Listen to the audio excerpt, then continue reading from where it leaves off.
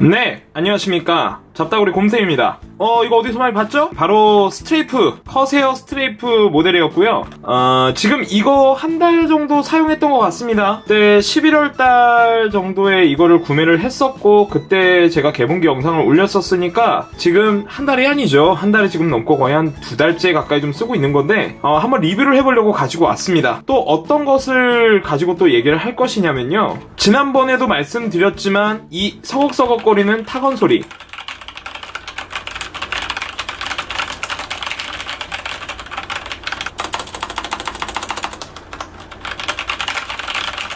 굉장히 소리 마음에 드는데 또 불만사항이 생겼습니다. 그때 개봉기 영상을 찍으면서도 사실 긴가민가 했었고 제발 내가 이것을 잘못 들었길 희망한다 라는 생각을 갖고 있었는데 아니나 다를까 계속 쳐보면서 느꼈던 거 바로 반발음이 너무 심해요. 지난번에 제가 콕스 키보드 리뷰하면서 그 반발음이 있었다고 얘기했었죠. 그게 반발음이었더라고 보니까 이거를 치면 스프링 튕기는 소리 제가 팅팅 난다고 얘기했었고 엔터도 팅팅 난다고 얘기했었어요. 콕스 키보드가 그랬었는데 얘는 더 심합니다. 진짜 미쳐요. 이건 키보드에 이 소리의 영상에 들어갈 수도 있을 것 같은데?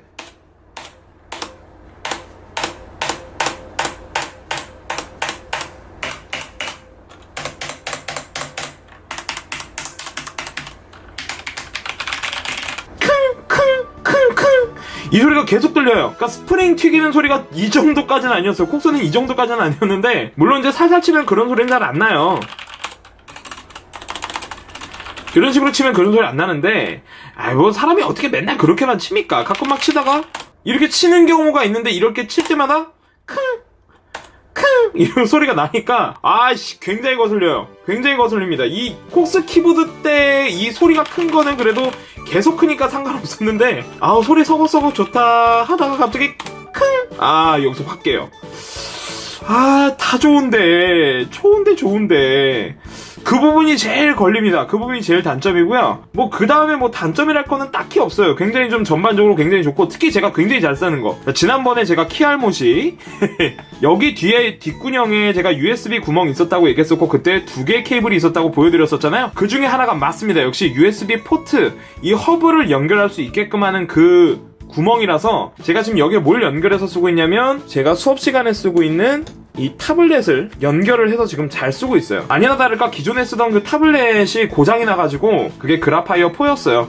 절판된 모델이라서 구할 수가 없어가지고 그냥 빨리 수업을 해야 되니까 하이마트 가갖고 이제 빠르게 구입한 그냥 인티어스 아트 모델인데 선이 짧더라고요. 굉장히 그전 모델에 비해서. 물론 연장선을 사면 되는데 또 연장선 사서 또 막 늘리고 이게 너무 싫어가지고 여기 뒷구녕에 연결을 했습니다. 그랬더니 신세계 뒤쪽으로 굳이 라인을 빼지 않아도 그냥 여기서 해결이 되니까 너무너무 좋아요. 그리고 이제 가끔 뺄 때도 그냥 여기서 뿍 빼면 되고, 내가 만약에 USB 연결하고 싶다 그러면 죄 그냥 밑으로 내려가갖고 컴퓨터 밑구녕에 쑤셔 넣지 않아도 돼서 여기 빼고 여기다 껴도 될 것 같아요. 그래서 조금 생각컨대는 여기다 USB 멀티 허브를 좀 달아가지고 좀 더 많은 USB를 꽂을 수 있게 하면 좋지 않을까라는 지금 생각을 하고 있습니다. 물론 이제 아직은 제가 USB를 많이 쓰진 않기 때문에 지금은 제가 당장 쓸모가 없어서 그렇게 하고 있진 않지만 이 기능 굉장히 잘 쓰고 있어요. 그리고 요거 키감이 지금 너무 좋아요. 저는 이게 제 손기름이 아니에요. 제 손기름이 아니고 이 원래 샀을 때부터 이 부들부들 했었어요. 근데 키 만질 때 이 서걱서걱 하면서 이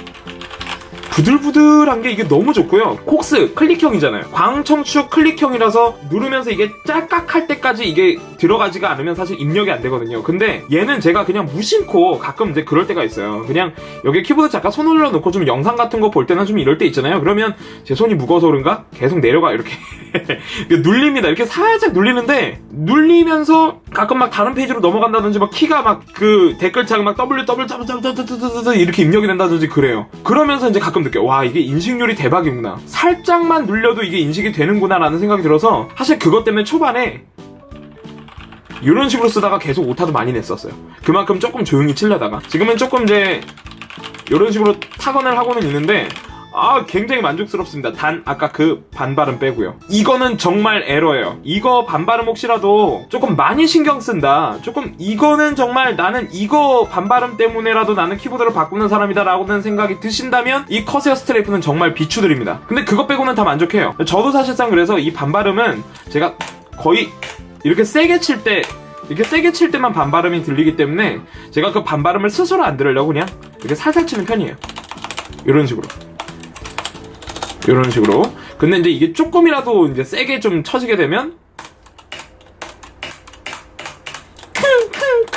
이런 식으로 소리가 납니다. 지금 굉장히 잘 쓰고 있는 스트레이프 커세어 모델이지만 약간의 그 반발음은 조금 아쉽다라는 점, 그 부분만 조금 아쉬운 부분이고요. 나머지는 전부 다 나쁘지 않습니다. 굉장히 좋고요. 이거 굉장히 만족스럽게 잘 쓰고 있어서 지금 저 콕스 CK700은 지금 저 옆에서 먼지 덮개만 잘 씌우고 잠자고 있습니다. 아무도 쓰지 않아요. 안 해보고 쓰라고 했더니 너무 시끄럽다고 안 쓴답니다. 자, 여기까지 잡다구리 곰쌤의 커세어 스트레이프 모델 리뷰였고요. 뭐 간단한 리뷰였습니다. 뭐 이렇게 전문적인 리뷰는 아니고요. 오늘 여기까지 하고 다음에 또 다른 영상으로 또 한번 찾아뵙도록 하겠습니다. 뿅!